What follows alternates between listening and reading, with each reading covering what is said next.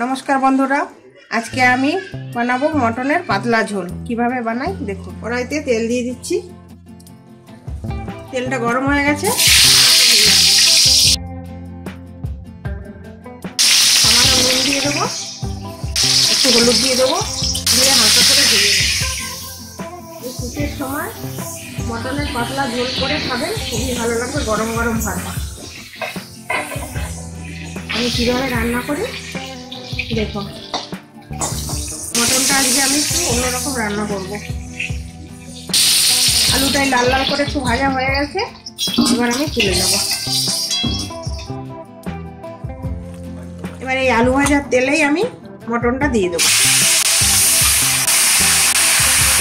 एरपरे हलुद दिये देब, लंकार गुঁড়ো दिये देब, जिरेर गुঁড়ো दिये देब, एकटु धनेर गुঁড়ो दिये देब, परिमाण मतन नुन दिए देव।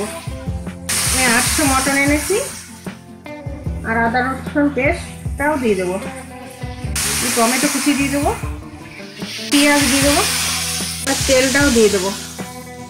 কাঁচা তেলই দিয়ে দিলাম, আমি সবই কাঁচা দিলাম। এইভাবে একবার মটন রান্না করে খাবেন। সব কিছু পরিমাণ মতন দিয়ে দিয়েছি। 15 মিনিট আমি এইভাবে কষিয়ে নেব। দেখুন কতটা জল বেরিয়েছে, পেঁয়াজের জল। এবার এই পেঁয়াজের জল থেকে সেদ্ধ হয়ে যাবে আস্তে আস্তে করে। আমার মটন কষানো হয়ে গেছে, 15 মিনিট ধরে কষালাম। দেখুন কত সুন্দর কালারটা এসেছে। এবার আমি আলুটা দিয়ে দেবো।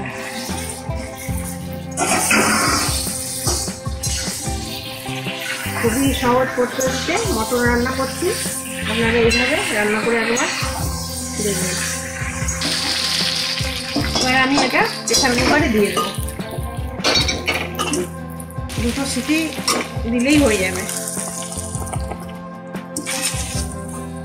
এবার আমি জল দিয়ে দেবো, জলটা একটু গরম করে নিয়েছি।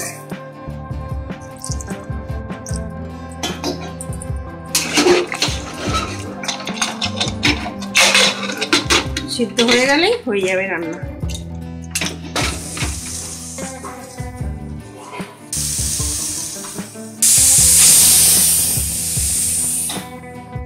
প্রেসার কুকারে দিয়েছিলাম, দুটো সিটি হয়েছে। এবার নামিয়ে নিচ্ছি, দেখি কেমন সিদ্ধ হয়েছে।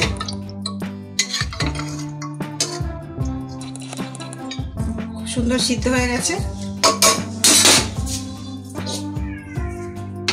কড়াইতে ঢেলে দিচ্ছি।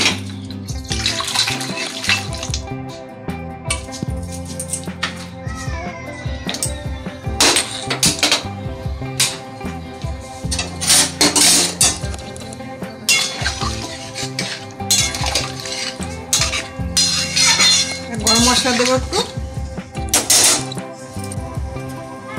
কড়াইতে ঢেলে দিলাম। এবার গরম মশলা দিয়ে একটু নামিয়ে নেব। খুব সহজে, খুব তাড়াতাড়ি খাসির মাংস আমার রান্না হয়ে গেল। এইভাবে রান্না করে আপনারা দেখবেন, খুবই ভালো লাগবে। ভিডিওটা যদি ভালো লাগে লাইক শেয়ার কমেন্ট করবেন। ভালো থাকবেন, সুস্থ থাকবেন। ধন্যবাদ।